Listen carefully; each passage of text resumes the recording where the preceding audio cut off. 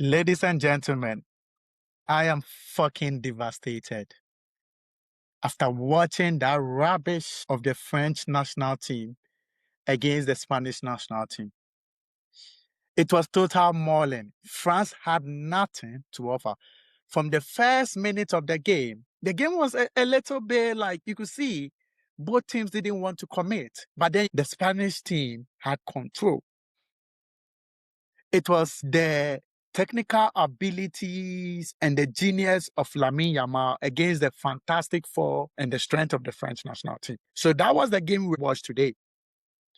But then we realized that football is not just about strength. It's not just about pace. It's not just about individual brilliance. Individual brilliance can win you games, but what win you tournaments is teamwork.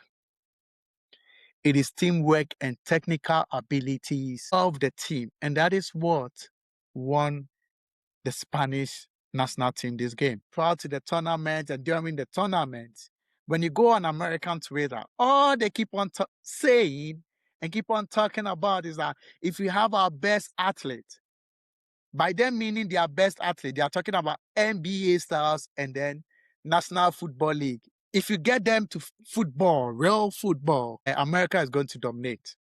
And Spain said, no, football is not about how athletic you are, how fast you are, how strong you are. It's all about your technical ability. Because when it comes to strength, we come to athleticism. The French national team is far, far ahead and better than the Spanish national team. But what the Spanish national team have over the French national team is the technical ability. Every player has the technical ability of protecting the ball, holding the ball like an egg to the point that they know when to give a pass, when to dribble, when to be in the right position, who to mark. And this is the philosophy of the Spanish national team. Since 2008, Pep Guardiola brought in the tiki-taka, and then you had a lot of Barcelona players in the Spanish national team. They dominated world football for 6 years, and then they went down a little bit, and now they are coming back. They won the 2020. Although they play their possessive football, they are also very direct when it comes to scoring goal because they play with two wingers. And in the 2026 World Cup, we've not seen the directness of the Spanish national team because of the injury of Nico Williams. It is just Lamine Yamal. So oppositions focus on Lamine Yamal, and the others, although they are technically good, do not have the pace of Nico Williams. So Alex Baina don't have the pace of Nico or whoever plays over there. At the end of the day, technicality always wins. To my American friends, you got your answer. It doesn't matter how strong you are, how athletic you are. All that matters is how well you protect the ball, how technically good you are. Because the Spanish team, they are slight in nature. Lamine Yamal was the Lamine Yamal of the old, but the best player on the field was Rodrigo. Olmo did the same, but Rodrigo, because he took Michael Olise out of the game to the point that Michael Olise now, in the central attacking midfielder, he was operating as a number 10. He had to go back to the right wing where he operates in Bayern Munich. But then when he into the right wing, there was Cucurella there to mark him. He was totally useless for like 70 minutes of the game that he played. It was total mauling from the Spanish national team. This is the French could beat every other team, but not the Spanish national team because of the technical superiority of the Spanish national team. I was watching the game. I support France because I have an affiliation with the French national team. I lived in France for 3 years. I have this affiliation. I have the love. I love Mbappe. It's my boy. I also love Lamine Yamal because I love when I watch them, I smile. I will pay money to watch Lamine Yamal. I'll pay money to watch Mbappe. Whenever Lamine Yamal is on the ball, although I'm a French fan, I'm still supporting Lamine Yamal because I'm a football fan first. It was great that Olise, this is the second time he's been marked out of the game. The first time was against PSG in the second leg when Luis Enrique, who is also a Spanish coach, marked him out of the game to the point that he was useless. Today, he faced the Spanish national team and he was totally useless. I have always had a problem with Dembele. I said, yeah, he had a great season with PSG and then he won the Ballon d'Or, but the Ballon d'Or has become so cheap that players like Dembele wins the Ballon d'Or. This guy is a very good player, but he is not a superstar. When the lights are bright, when the moment comes, he's always not showing up. We saw it in the 2022 World Cup finals when he was totally useless. Di Maria was running rings around him and Koundé. This is the thing about the Spanish national team.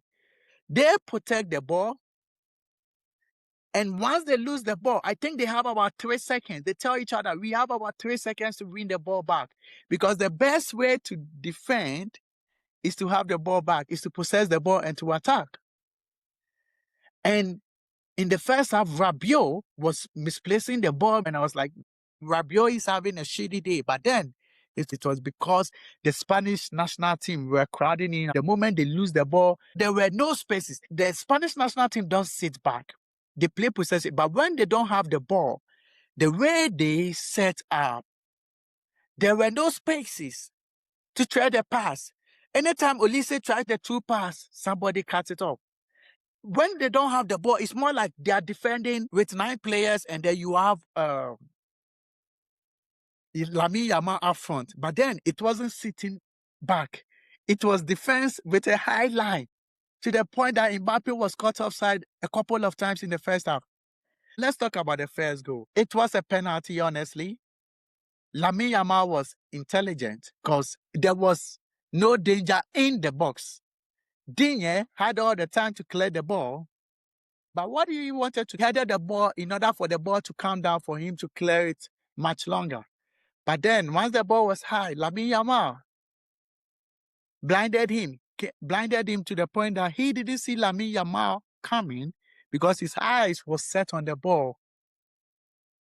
And the moment Lamine Yamal jumped and then Digne caught him, it was a clear penalty. A word dispatched by Oyarzabal. That was an intelligence of Lamine Yamal and the stupidity of Lucas Digne. He was total ass in the whole game. And after the first half, he shouldn't have made it to the second half. Unfortunately for France, Saliba got injured just right after the hydration break and they had to substitute him for Lacroix, who my club team Chelsea wants to buy. I saw how shocking he was today. He was also part of the cause for the second goal. A brilliant pass from Dani Olmo. He was brilliant today. When Olmo is in the Spanish national team, he's a different beast. Because you cannot tackle him because he gets the ball, releases it, and then stands at a different place. And you could see the telepathy he had with Lamine Yamal. Oh my God. And watching the game, I got to a point, I was so sad for the French national team. I was so sad for Olise. I was so sad for Kylian Mbappe because there was no service coming in for Kylian Mbappe. Dembele was totally useless, as I said, and Bakola was useless. They brought in Doué.